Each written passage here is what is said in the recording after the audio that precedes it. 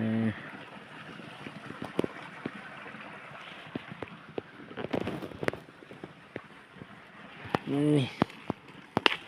งามแห่งเลย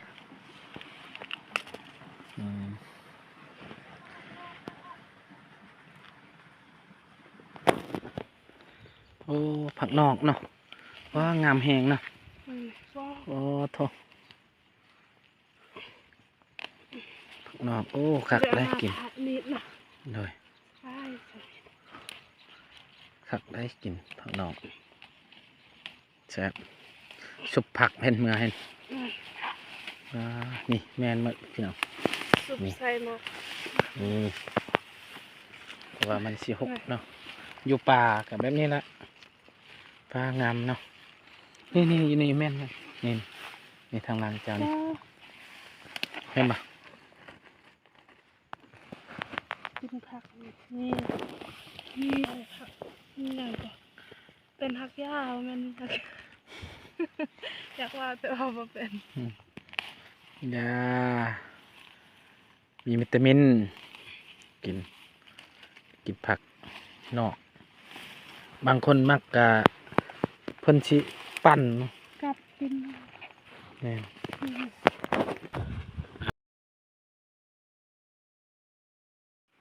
เอาบาดนี้เปิดคลิปเปิดภาพมาบาดนี้มื้อนี้ก็อยู่ป่าอยู่ดงคือเก่าเนาะพ่อแม่พี่น้องมื้อนี้เฮาก็หลังจากที่เฮาคนลำมันเรียบร้อยแล้วเฮาก็กำลังสิเก็บผักเนาะพี่น้อง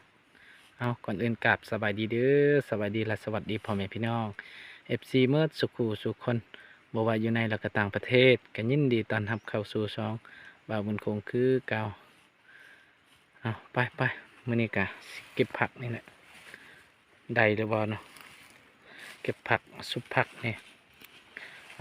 สบายดีตอนเที่ยงเด้อพ่อแม่พี่น้องเนาะนี่น้องดาวกำลังเก็บผักกูดพี่น้องมา2 คนกับน้องดาวคือเก่าโดย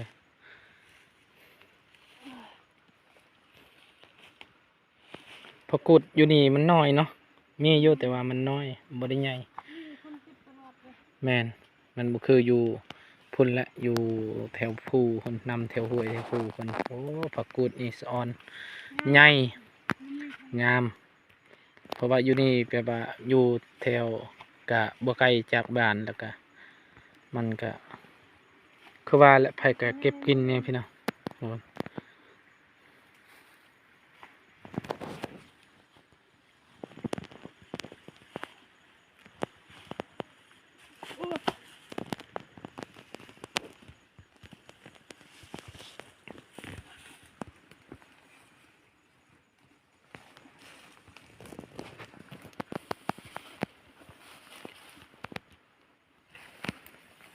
เมื่อนั้นลุงแม็กกับน้องไซเพิ่นไปเก็บผักกูดก็อยู่นี่แหละเพิ่นเก็บว่าป้าน้องไซพาลุงบุป่าแล้วป่านนี้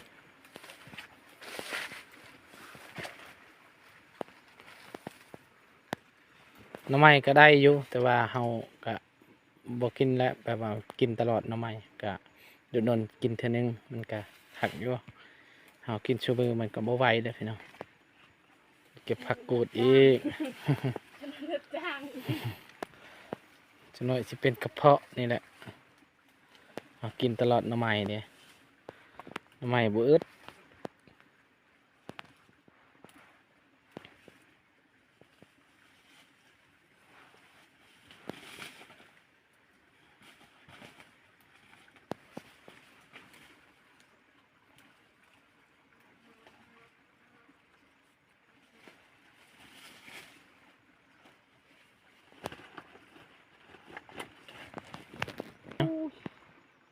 ไม่ยัง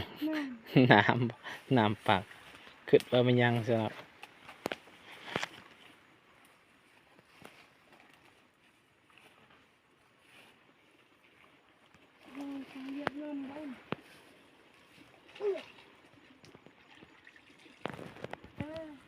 นี่มันจะเป็นแบบนี้แหละพี่น้องปรับกดก็เริ่มออกใหม่ๆงามนี่เดี๋ยวนี้ก็มีคน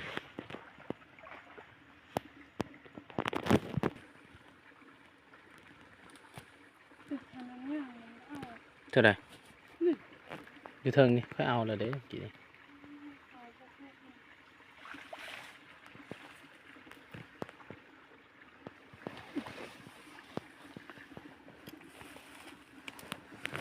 นี่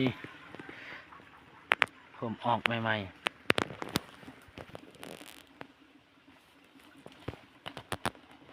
ถ่ายละ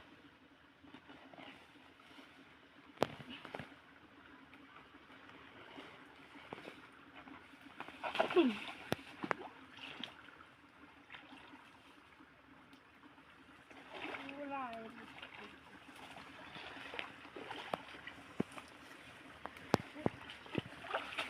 นี่ได้หักออกนี่นี่ เป็นงาม แต่ว่ามัน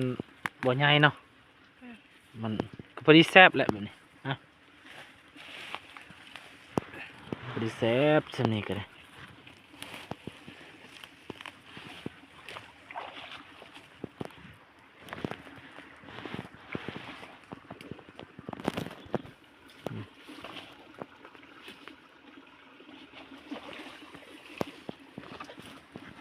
พูดแหละไปหาอยู่ถึงพูดแหละ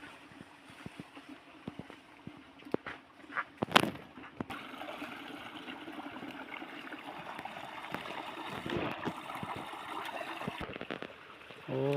โอ้ นี่งามเนาะ นี่คือทาง พักอิหยังก่อนเอิญ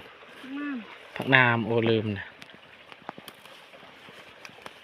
เขาไม่ได้ไปหาเบิ่งอยู่ฝุ่นมีหรอวะพักน้ำดนแล้วไม่ได้กินเนาะแซ่บเดียว คนกันทุกคน นั่นแหละอืม เป็นระเบิดอาบแต่เปล่า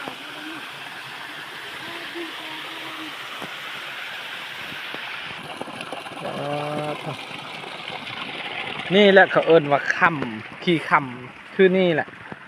เนาะดาวนี่ ก็จะเอาผักกันจะผักน้ำเลย นี่แหละพักน้ำแล้วนี่อืมเอาตอนนี้เฮาก็กำลังสิกลับแล้วบ่เนาะ นี่ โอ้ผักก็ได้ลายเลยพี่น้อง สุปปนกัน อ๋อ ใส่มักงา ไปเอาตอนนี้ก็ฮอดสวนตัวนี้แหละ นี่แหละส่วนฮาวาสิปลูกเลยดินตัวนี้แหละ ดินตัวนี้แหละให้ไปว่าฮอดเวลาแล้วให้เพิ่นไปเบิ่งแล้วเพิ่นสิแทกดินแล้วเฮาก็สิเอาไม้วิกเพิ่นนี่แหละปลูกหมดปะดินวางก็บ่ได้แหละพี่น้อง ปลูกมันบ่งาม ปลูกมันบ่งามแล้วเพราะว่ามันดนแล้วเนาะจากสะปีแล้วเฮ็ดมีแต่ว่าสิปลูกไม้วิกเบื้องหันก็แม่นดินเฮาแต่ว่าเฮาปลูกมันเท่านั้น ไอเดียคือทางรถ ตัวนั้นบ่หลายอ๋อตอนนี้ก็เฮากำลังเก็บผักหยังก่อนนี่ดอกหยังก่อนอ่ะ คันเคยบอกเลยเจ้าสิหัว นี่ ตั้งสา เฮาสิสุบกับตัวนั่นแหละกับผักอิหยังผักนอกอิหยังนี่แหละลายสุบน้ำกันเนาะดอกนี่ดอกคมโอ้ดอกหยังเด้ข้อยก็ลืมนะ ดอกแค่ ดอกมักลิ้นไหมเฮ้ย เออ เจ้าพัดดอกแคอีกบ่แม่นเด้อดอกลิ้นไหมเนาะพี่น้องนี่ดอกนี่แหละเบาเตียงเพิ่นมักมากินพี่น้องเอ้ยเรามาก็โอ้กินกะ เด้อมาเตียงกินดอกลิ้นไม้สิเจ้าเอิญใส่ดอกแค่ โอ้ลายเนาะมื้อนี้พอมันตกอันนี้ โอ้ย พุ่นอยู่พุ่นนี่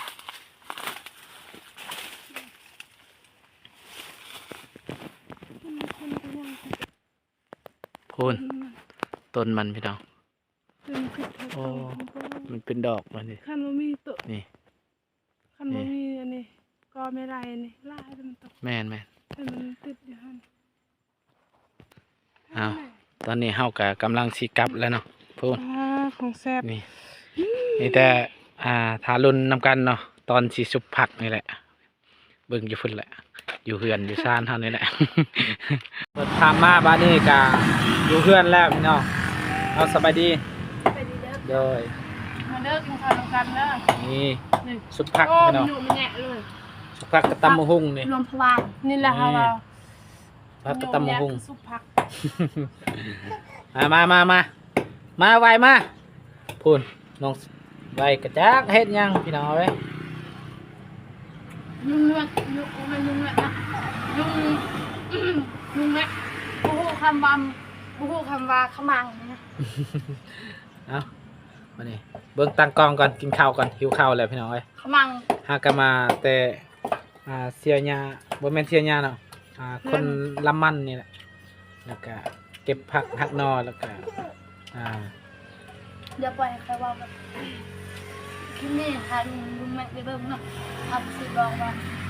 ขมังมีกาแฟว่าสมมติขมังเนาะมันมีหลายอย่างค่ะสิเบาเนาะขมังบ่มีข้าวกินขมังบ่มีเฮือนอยู่ขมังบ่มีน้ำกินขมังบ่มีอาหารกินขมังมีหลายอย่างเนาะใส่หยังก็ได้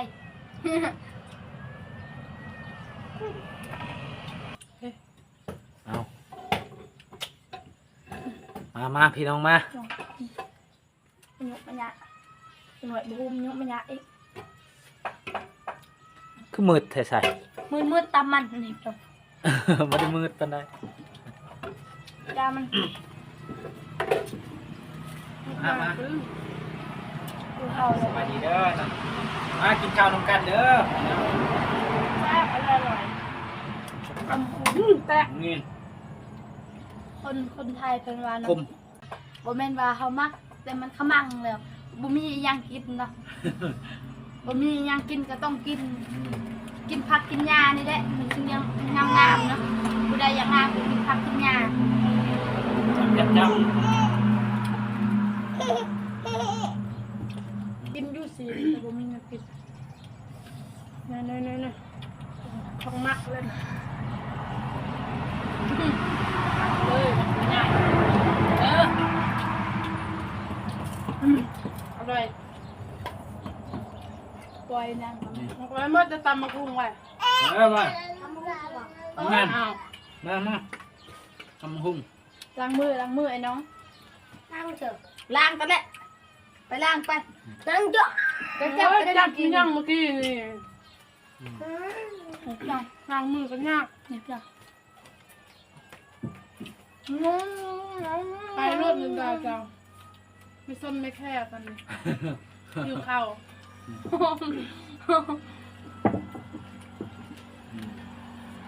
ขับนอกนี่ครับนอก ไปบัวบกนั่งอยู่ไป มาไวมา ไปบัวบกไปบัวบก ขับนอกเด้อนี่เด้อมันไปนั่งกินข้าวลูก มาเด้อพี่น้องมากินข้าวกันสบายดีไปแบบสบายดีนี่คน แซ่บใช่ข้าวคั่วครับ ไม่ใช่หน่อยหนึ่งปลาปันอันนั้นเนี่ยชุบผักลาว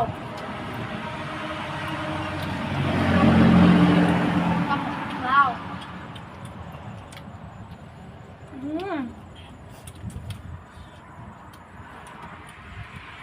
อะไรทำมาส้มไปอันนี้ทำมาอื่นผักอะไรทั้งนั้นเลย เพราะว่าต้มหุ่งไว้เลย มันเป็นส้มตับ อันนั้นแหละจับป่ะ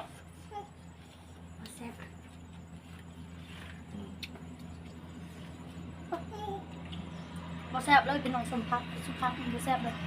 คือนี่เหรอ พี่เฒ่าเอามาฮู้แซ่บ มาไปคือนี่เยี่ยมจับก็ได้กินกันนั่น ครับ จับก็ได้กินกันนั่น คมเลยแซ่บบ่ได้คมนี่กินผักบูดกับใบบัวบกแล้วก็ผสมผักขมเนาะหมักเนาะ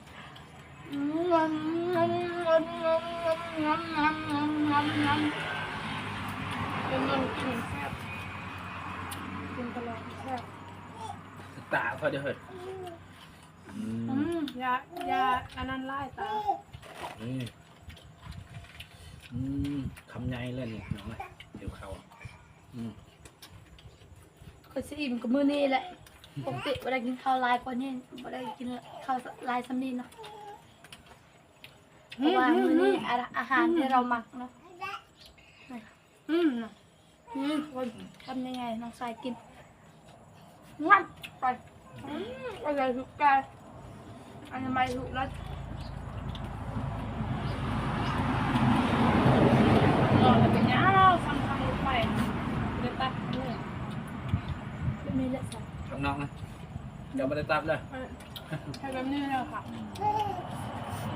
โอ้ตำมันก็แซ่บจะได้มีมักเล่นเนาะเอาไว้มันเล่นมีมะนาว ใส่มะขามมะนาวมะขามเปียกมือนาเซฟมะขาม ครับ เปี ปะ ย วะ ก ตัวนึงตัวอะไรครับ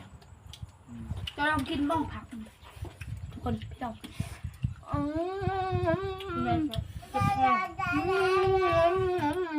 ไว้มักอาณาตำมะฮงกินเอามักพัก พักจนกระทำจนหมดแล้วนะครับ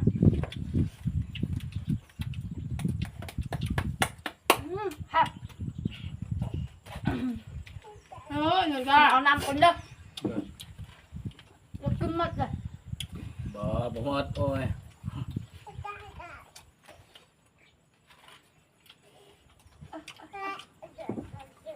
มักปะ ไปก่อนก็ได้โอ้ยด่าน้องค่อยเอาจำแม่นมันขึ้นไม่ได้แบบขึ้นไม่ได้มันเฮี้ยนขึ้น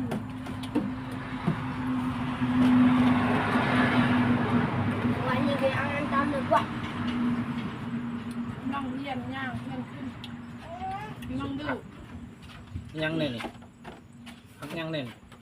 ประกาศข้างนอกช่วยตามทำเป้ มันเป็นไง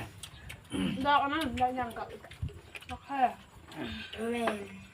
ดอกเล่นไม้เนี่ยวะ ลิ้นไม้กับลิ้นไม้สาวอะไรอยู่นี่เนาะดอกแค่สีขาวพัดดอกสีส้ม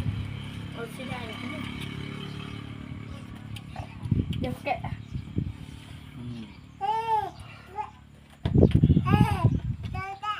เธอตาแกะก็ดุมทรงก่อนเอาเสื้อมัดน้ำเดี๋ยวง่ายเหรอหมาขึ้นยังใช่น้องนี่กด